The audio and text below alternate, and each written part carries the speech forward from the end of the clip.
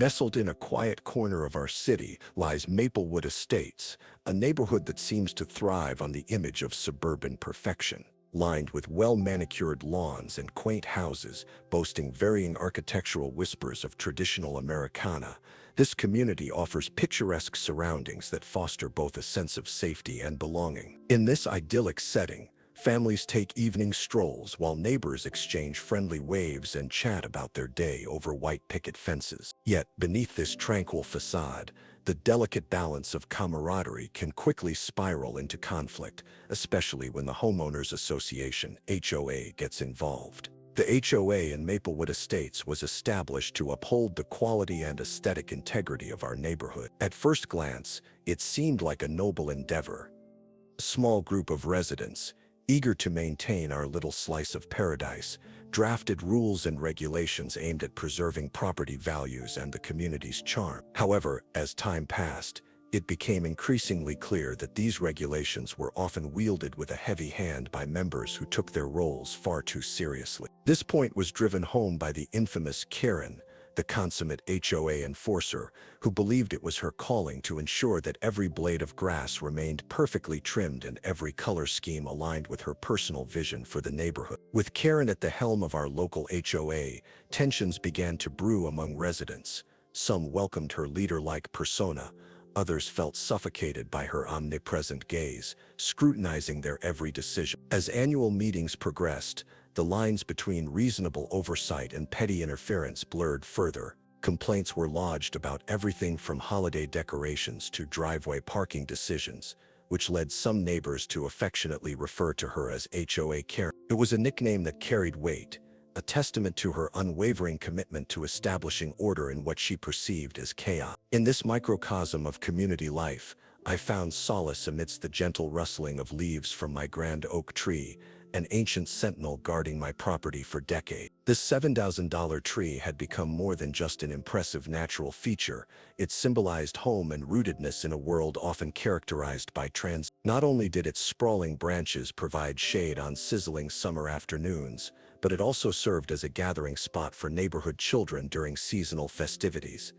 Yet that sense of pride in both my home and the community began to warp when Karen took notice of my tree. An inexplicable disdain festered within her. Perhaps it was its size or the shade it cast across her pristine lawn that culminated in her decision to act unilaterally without consulting me or adhering to any legitimate HOA guidelines regarding tree removal. As if caught in an ironic twist of fate, Karen would soon find herself entangled in the consequences of her confrontational approach toward maintaining order in our collective living space. A perfect storm was brewing, a clash between my cherished piece of nature and the self-appointed guardian of Maplewood Estates that would ultimately send shockwaves through our quiet suburban haven. Little did we know our lives were about to be forever altered by one reckless decision she made under the guise of propriety.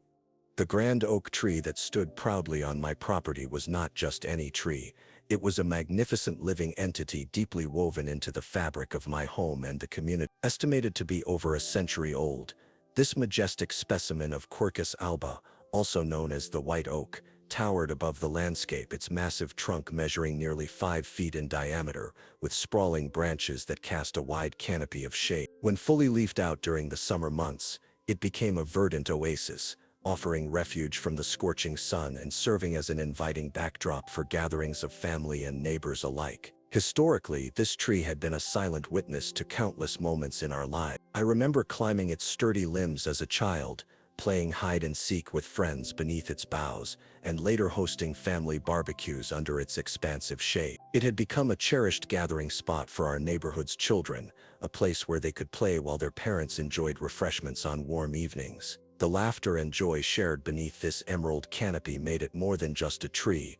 It symbolized community spirit and connection. Beyond its sentimental value, the oak tree was an asset that enhanced the aesthetic appeal of my property. Its large, lobed leaves turned a brilliant orange and gold come autumn, creating a breathtaking display that drew admiration from passers-by. In fact, many local real estate agents touted the tree as one of the standout features when showing homes nearby. Prospective buyers were often enchanted by its grandeur during open houses. They saw not only beauty but also stability in such an enduring presence. The oak helped establish my home's identity within Maplewood Estates, not merely as another house among many, but as a sanctuary rooted in nature's history. Notably, this stunning tree commanded an estimated value of $170,000 based on its age, size, health, and rarity. Experts recognize that preserving such natural wonders could significantly increase property values in any neighborhood. In Maplewood Estates, where carefully cultivated landscapes were essential to maintaining charm and desirability, the grand oak was an anchor that contributed both to my property's worth and to the entire neighborhood's character. Its presence suggested longevity and care, qualities residents prided themselves on fostering within our community. However, as beautiful as it was from afar, the tree required diligent stewardship. Maintaining its health meant regular inspections from arborists and careful pruning to support healthy growth without compromising its integrity. The lush greenery surrounding it created an air of tranquility that invited appreciation for nature's artistry amidst suburban chaos. To Karen's sharp eye, however, this oak symbolized something altogether different. A potential grievance against any semblance of disorder she believed marred her vision for perfection in our community. Her incessant desire for control clouded any acknowledgement of beauty or history entwined with such trees. This looming threat hovered ever closer as I began to realize how fragile that balance was.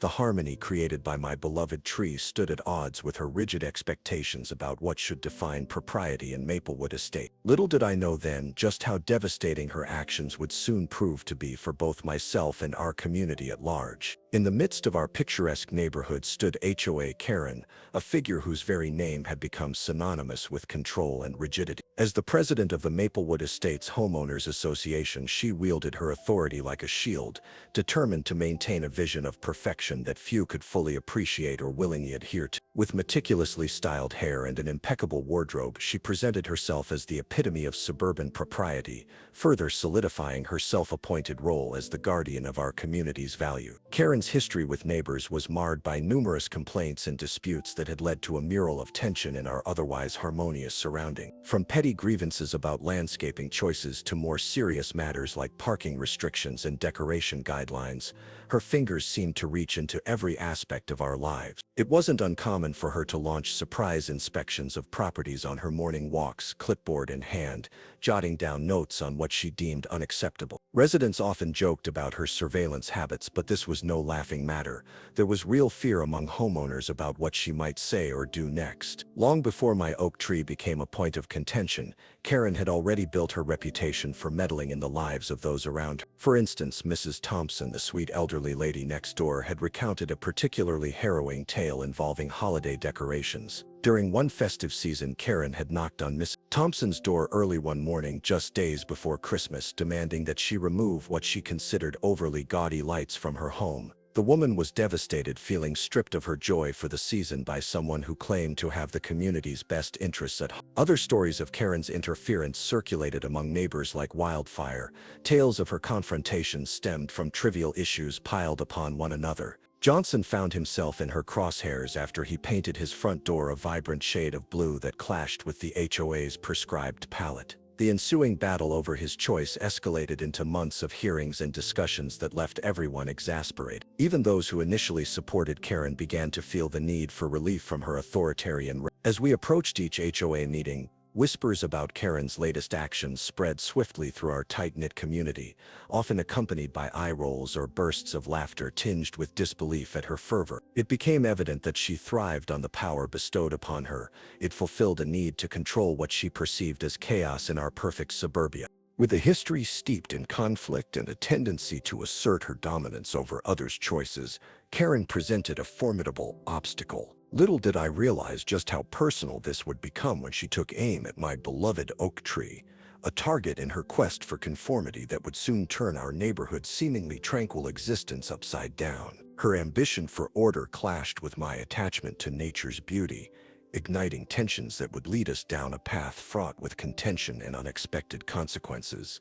The stage was set for a showdown between my cherished piece of property and the unwavering enforcer of HOA regulations. The inevitable day arrived with a sense of dread hanging in the air, a foreboding tension that had been building for weeks. It was early spring, a season when life returns to the trees and the world begins to bloom anew.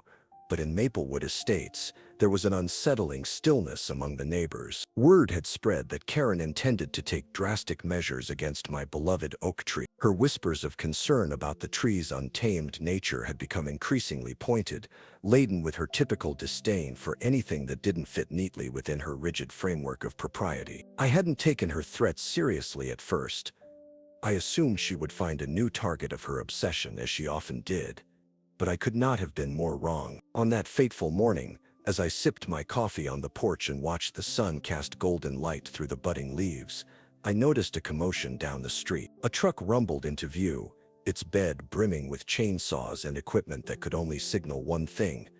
She was acting on her whims without consent, committing what I could only interpret as an act of vandalism against my property. Anger coursed through me as I rushed to meet them. Karen stood in front of my tree, hands on her hips, and a self-satisfied smirk etched across her face as she gestured for the workers to begin their task. "This eyesore has got to go," she declared with an air of finality. Any thoughts of legality or cooperation faded under the weight of her conviction. She had seized upon some perceived flaw, the sprawling limbs that shaded her yard too generously, twisting it into an affront to her exaggerated aesthetic standards. "No," I shouted, striding toward her with urgency and disbelief. "You can't just cut down my tree like this." My voice echoed off the houses lining our street, but Karen seemed unfazed. She merely waved a dismissive hand, claiming that I had neglected my responsibilities as a homeowner by allowing the tree to grow in such an uncontrolled manner. "It's for the good of the community," she insisted, as if righteousness alone could justify destroying a living testament to our neighborhood's charm. The men began their work without pause as I desperately sought help from neighbors who echoed my shock and horror at Karen's brazen actions, but no one seemed willing to step in front of her wrath. Moments later, chainsaws roared to life, each guttural growl resonating like a funeral dirge for my cherished oak. The initial devastation unfurled quickly. Branches fell like giant confetti upon the grass beneath them, the leaves shredded, twigs snapping underfoot, echoing a collective gasp from those watching in disbelief. Nature's splendor diminished under a flurry of mechanical violence, while Karen watched with gleeful satisfaction. It was surreal. My heart sank as I tried fruitlessly to reason with her arrogance. In the aftermath of the tree's demise, a sickening silence settled over Maplewood Estate. The grandeur that had stood for generations lay in disarray, a lifeless heap marking not just physical loss but also symbolic defeat against small-minded zealotry. As emotions swirled within me, grief mingling with rage, I couldn't shake off one harrowing thought. I was now embroiled in a battle far beyond mere aesthetics. This was about resisting tyranny masked under the guise of community improvement. Little did I know this incident would soon spiral further out of control when Karen's unreasonable actions delivered unforeseen consequences, creating ripples that would challenge not only our relationship as neighbors, but also threaten to disrupt our lives irreparably. The aftermath of the tree's destruction was chaotic, a whirlwind of emotions swirling in the air like fallen leaves caught in an autumn gust. As I stood there grappling with my loss, the sound of chainsaws faded into the background, replaced by a more alarming noise that pierced through the tension. A screeching of tires followed by a sickening crunch. My heart raced as I turned to see Karen's car, a sleek sedan that had once gleamed pridefully, now crumpled against a nearby lamppost. In a surreal twist of fate, it seemed that her hastiness to rid Maplewood Estates of my oak tree had led to her own careless mishap. Distracted by the frenzy over her misguided act of community service, she had failed to notice that the road was still slick from an earlier rainstorm. As she sped away from the scene of her crime, likely eager to bask in her perceived victory, she lost control and collided with the pole. The irony hung heavily in the air. The very act that was meant to eliminate what she deemed disorder had now resulted in her own chaos. As I rushed toward the wreckage, I caught sight of Karen emerging from the car, her expression shifting from one of triumph to shock and then anger. "What have you done?" she shouted at me, her hands trembling as she pointed accusingly. It was as if I had orchestrated this calamity rather than merely standing aghast at the destruction of my property. Her outrage seemed misplaced, yet typical. She couldn't bear to accept the consequences of her own reckless decisions. "You're the one who," I began, but quickly realized arguing with her would lead nowhere productive. Instead, I tried to assess whether she'd sustained any injuries. Luckily, she appeared shaken but unharmed, though her pride was clearly bruised. The sight of her fuming face only added fuel to my already simmering anger regarding the tree. Neighbors began to gather around, drawn by the commotion. Whispers filled the air as they took in both the wrecked vehicle and the remnants of my oak tree now lying lifeless on the ground. Some faces reflected concern for Karen. Others mirrored sympathy for my loss. A few neighbors even nodded in agreement with my plight when they saw the chaos unfurling before them. The irony did not escape their notice. Amidst this growing crowd, Karen's fury morphed into a new target. "You'll pay for this," she declared vehemently, her voice rising above the murmurs. It was unclear how she intended to hold me accountable for an accident born from her impulsive decisions, but in that moment, I felt as if I were standing on shaky ground, not just because of my emotional turmoil, but due to the potential repercussions looming over us both. As police arrived and began taking stock of the situation, it became evident that this incident could spiral into something far beyond mere property disputes or neighborhood squabbles. The stakes had risen significantly. Karen was clearly gearing up for battle, and I sensed that her next move would be no less drastic than her previous ones. Now it wasn't just about a beloved tree, it was about defending myself against someone unafraid to twist narratives for personal gain. In those tense moments, surrounded by concerned neighbors and police officers assessing Karen's damaged car, I realized we were standing at a precipice, one that could redefine our lives in Maplewood Estates forever. What had started as an ideological skirmish over aesthetics had transformed into a conflict that threatened to engulf us both in legal battles and personal vendettas, setting a course for inevitable confrontation that loomed just ahead. In the days following the chaotic incident, a pall hung over Maplewood Estates, thick with tension and uncertainty. As whispers of the crash and the aftermath spread through the neighborhood like wildfire, I found myself grappling with the implications of what had transpired. Just when I thought things couldn't get more complicated, Karen's next move would send shockwaves through our quiet community. It was a Friday afternoon when I received the legal documents in the mail, an official notice of lawsuit from none other than HOA Karen herself. The papers detailed her claims for damages, asserting that my negligence had led to her car accident. It was an absurd notion given that her reckless actions had caused the collision, but as I read through the fine print, a wave of disbelief washed over me. She accused me of creating an unsafe environment due to the tree's presence, claiming it obstructed her view and contributed to her loss of control. Negligence, I muttered aloud, feeling a mix of anger and confusion. How could she shift blame so seamlessly? This felt not only unjust, but also like a deliberate attempt to twist the narrative in her favor. My emotions swirled between indignation and fear. Suddenly, I was thrust into a legal battle that threatened not only my peace of mind, but also my financial well-being. As I prepared for my first court appearance, a flood of memories washed over me, of family gatherings under the oak's shade, of children playing nearby, and of countless moments where that tree symbolized stability and connection within our community. Now its absence felt like a gaping wound, and here was Karen trying to use it against me. I couldn't shake off the feeling that this was no ordinary dispute. It had morphed into something deeply personal. My neighbors' reactions were mixed. Some showed support, voicing their disbelief at Karen's audacity to sue me after her own reckless behavior.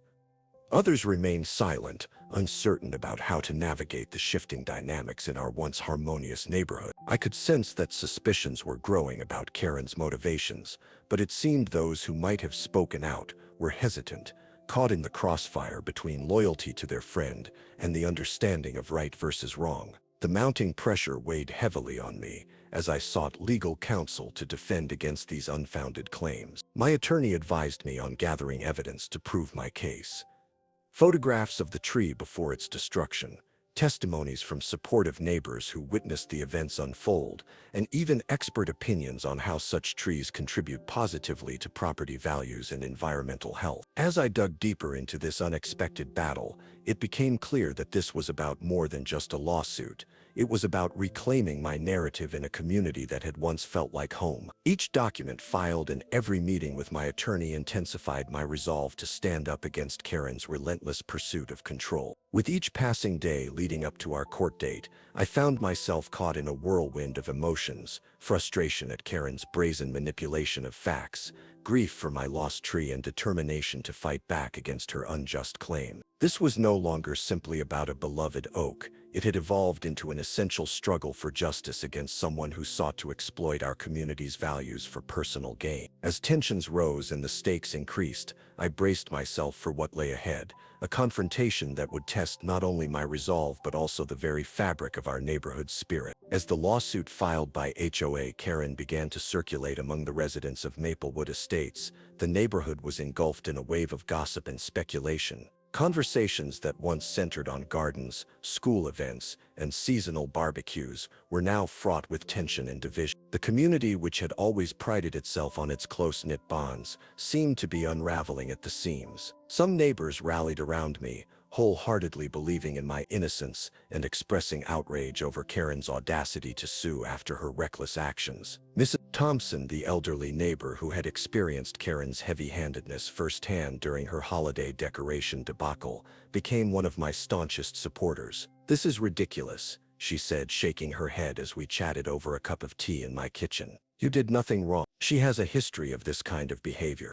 Others were less supportive. Some residents had developed friendships with Karen over the years. Her assertive personality and penchant for organizing community events made her well-liked by a segment of the population that thrived on her need for control. Those supporters tended to dismiss my plight as mere drama, suggesting I should have played by the rules instead of allowing my tree to overshadow the neighborhood's aesthetic. Rumors began to swirl that Karen's supporters were drafting their own complaints against me, asserting I had neglected my duties as a homeowner by allowing the tree to obstruct views and create an unsafe environment, points that she had emphasized in her lawsuit. These murmurs divided our community into factions, each armed with differing opinions about what constituted responsible homeownership versus tyrannical enforcement. The emotional landscape shifted palpably during casual encounters at local parks or grocery stores. Former acquaintances exchanged tense glances rather than friendly smiles, while others openly debated which side they supported. Conversations that might have once flowed easily turned into stilted exchanges where people tiptoed around the subject of the lawsuit like it was a minefield. What troubled me most was witnessing how swiftly my relationships with neighbors deteriorated under the looming shadow of this conflict. The warmth I had felt walking through Maplewood Estates, a place where I had raised my children and built memories, began to feel alien and cold. Friends I had once leaned on now seemed hesitant to engage in discussions about anything beyond pleasantries. As the court date approached, it was clear that tensions were rising and would boil over soon enough. A few brave souls began organizing a meeting in support of my case, a chance for those who believed in justice for myself and the values our neighborhood once stood for to come together without fear of reprisal from Karen's camp. However, murmurs reached me that Karen's fervent supporters were scheming their own counteraction. Rumors swirled about an upcoming HOA meeting where they intended to question my ability to maintain property standards going forward. The potential for a deeper schism grew palpable. One could almost feel it vibrating through conversations held just above whispers at school functions or between neighbors out walking their dogs. What began as an isolated incident transformed into an all-out battle for not just two individuals, but entire households who now faced uncomfortable questions about loyalty and morality. As I prepared myself emotionally for the impending court case, I realized this fight wasn't just mine anymore. It represented larger themes of integrity and community ethics becoming entangled in personal vendettas, forces indeed far more complex than I could have ever anticipated when Karen first took aim at my beloved oak tree. The stakes climbed higher every day. As we stood on the precipice of division or unity within our cherished neighborhood, all hinging on what justice would ultimately mean for us all in Maplewood Estates. As the court date approached, the reality of the situation set in.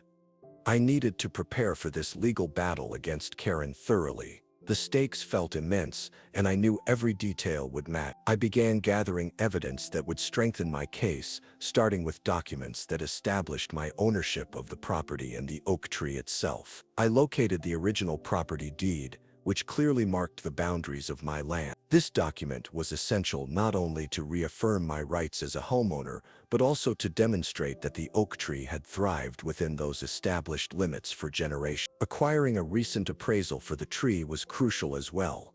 It confirmed its significant market value of $170,000, not merely as a stately feature of my property, but as an asset that contributed to the beauty and character of Maplewood Estate. With the help of an arborist, I obtained a detailed valuation report that highlighted how unique and healthy this old oak was, and backed it up with photographs taken over the years, showing it in all its glory. Next, I focused on diving into the HOA rules and regulations, which Karen had often wielded like a sword in her enforcement of conformity. I carefully scrutinized the HOA's bylaws regarding tree maintenance, ownership rights, and removal procedure. It struck me how Karen had acted unilaterally by cutting down my tree when there were specific processes outlined for such actions. Armed with those regulations, I wanted to demonstrate not just my rights as a homeowner, but also that she had blatantly ignored due procedure in her quest for control. With these foundational elements in place,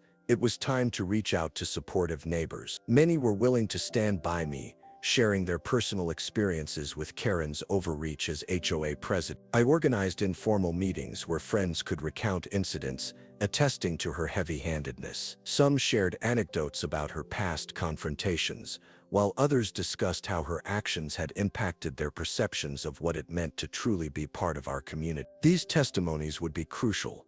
They framed Karen's aggressive pattern of behavior not merely as antagonism toward me, but as a broader issue affecting all residents. In addition to gathering written support from neighbors who witnessed the events unfold, I even considered contacting local environmentalists and community leaders specializing in urban forestry to testify about the value of preserving such trees, not just for aesthetic purposes, but for ecological ones as well. Their expert opinions would lend credibility to my arguments surrounding community health and sustainability. As days turned into nights filled with research and preparation, I felt a mix of determination and anxiety swirling within me, doubt creeping in as rumors continued to swirl throughout Maplewood Estates about whether I could indeed win this case against a foe so deeply entrenched within the fabric of our lives. My resolve became stronger each time I revisited cherished memories tied forever to that magnificent oak tree.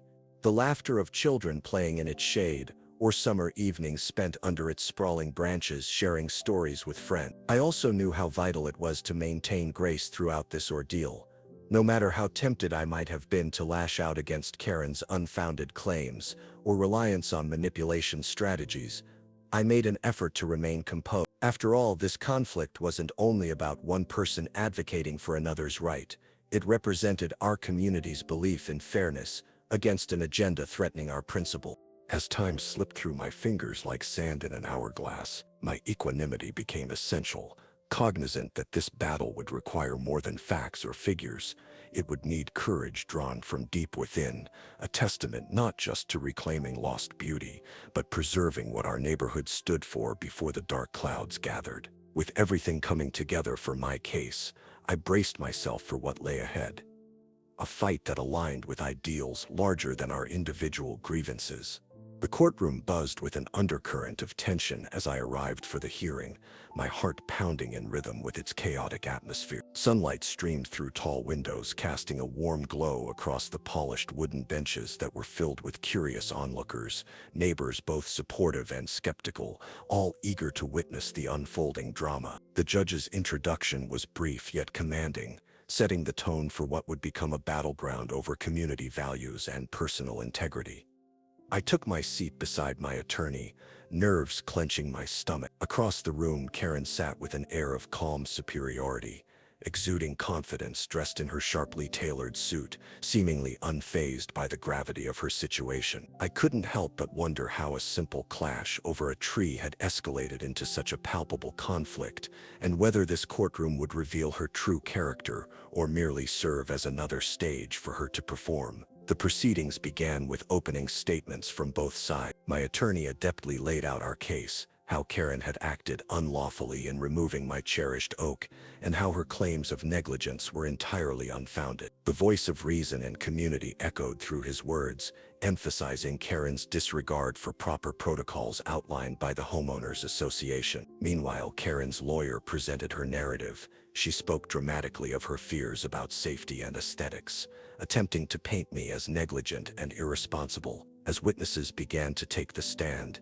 revelations unraveled like a well-worn tapestry. Mrs. Thompson was among the first to testify, her voice unwavering as she recounted the struggles she had faced at Karen's hands over her holiday decorations. Karen doesn't just uphold rules, she wields them like weapons, Mrs. Thompson stated emphatically. Her words resonated through the room, awakening murmurs from neighbors supportive of my cause. It was clear that this was not just about one tree, it was about Karen's history of inflicting undue stress on those who dared to oppose her visions for Maplewood Estates. Next came Mr. Johnson, a neighbor who had endured his share of Karen's scrutiny, thanks to his uniquely painted front door. She thrives on control, he revealed with a hint of frustration in his tone. It's rarely about betterment, it's about maintaining dominance. As I listened attentively to my fellow residents recount their encounters with Karen's enforcement tactics, I felt buoyed by their support. These testimonies seeded doubt in the minds of onlookers regarding her character,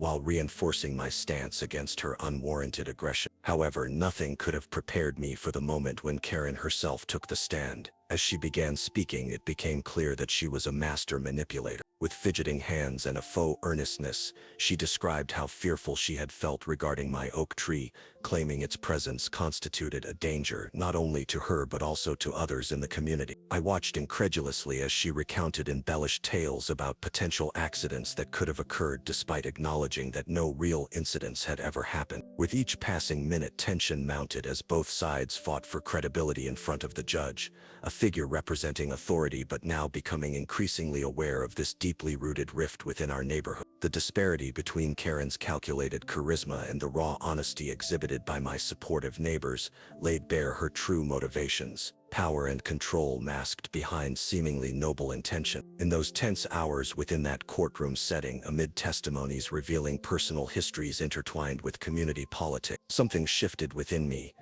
This fight was no longer solely about damages or losses. It was about holding someone accountable for their actions and fighting back against complacency in the face of adversity.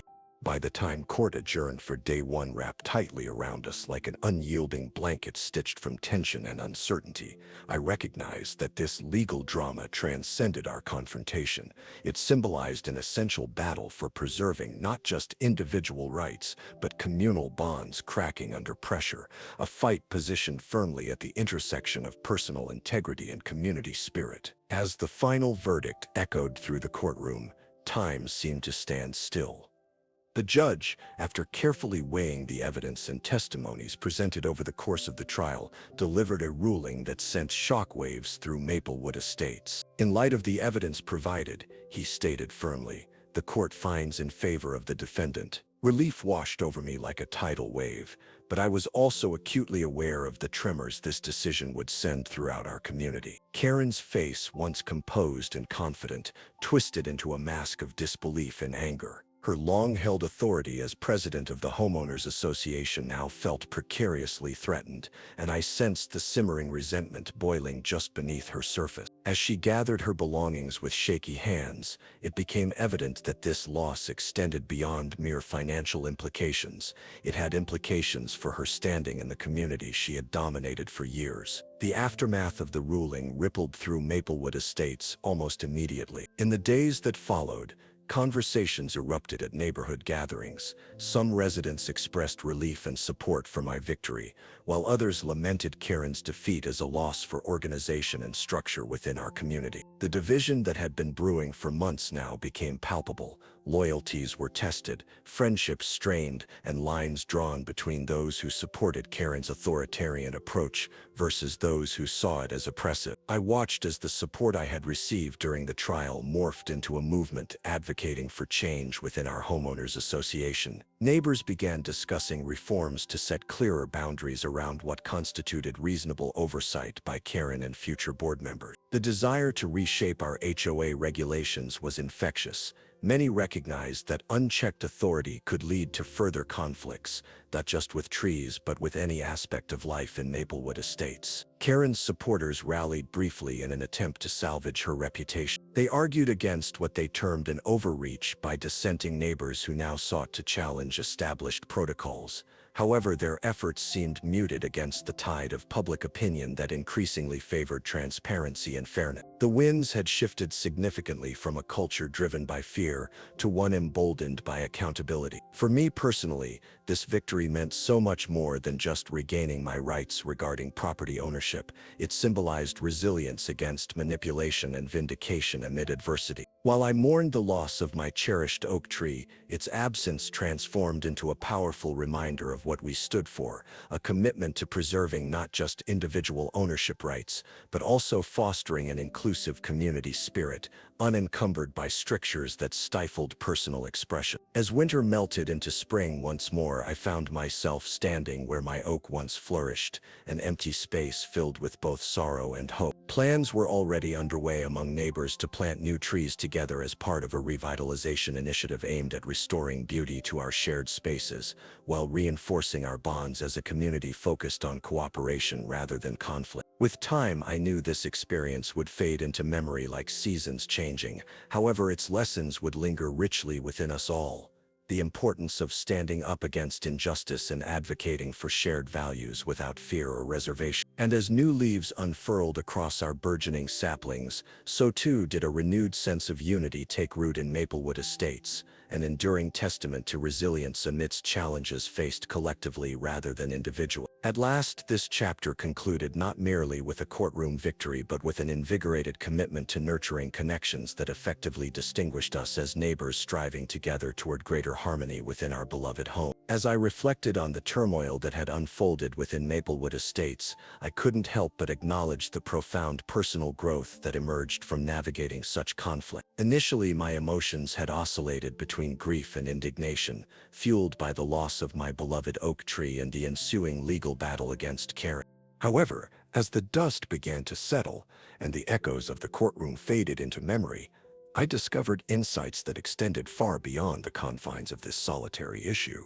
Firstly, I learned the importance of standing up for what is right, even when faced with seemingly insurmountable obstacles. The fight to defend my property and the values I held dear crystallized my understanding of individual rights and community governance. It became clear that complacency in the face of authority could lead to adverse consequences, not just for me, but for others who might find themselves similarly oppressed by overreaching figures like Karen. This experience imbued me with a sense of agency I hadn't fully recognized before. Our neighbors collectively supported one another, proving that united voices are powerful tools for change. Moreover, the conflict within our community illuminated the delicate balance between personal autonomy and communal harmony. The trials we endured forced me to reevaluate how we communicate and manage relationships amid differing perspectives. It was evident that Karen's authoritarian tendencies stemmed from a desire for order amid chaos. Yet her actions created disorder of a different kind, one born out of fear and compliance rather than collaboration and understanding. Conversations sparked by my victory yielded important discussions about establishing boundaries that empower individuality while also embracing collective responsibility. The clashes surrounding Karen made it essential to cultivate empathy towards those holding differing viewpoints. While many rallied in support of my cause, bridging the gap with those still inclined toward Karen required patience and open dialogue. Alongside renewed allies, I reached out to people on both sides of the divide. We worked to foster understanding through explorative conversations that addressed fears and frustrations, ultimately breaking the ice between factions entrenched in their positions. It highlighted the need to breach harsh realities with kindness, a lesson pertinent for any community under strain. As plans emerged to re-establish neighborhood unity, ensuring proactive discussions regarding HOA rules would take precedence over punitive measures, I felt hopeful about our revitalization efforts. The initiative to plant new trees together symbolized a fresh start.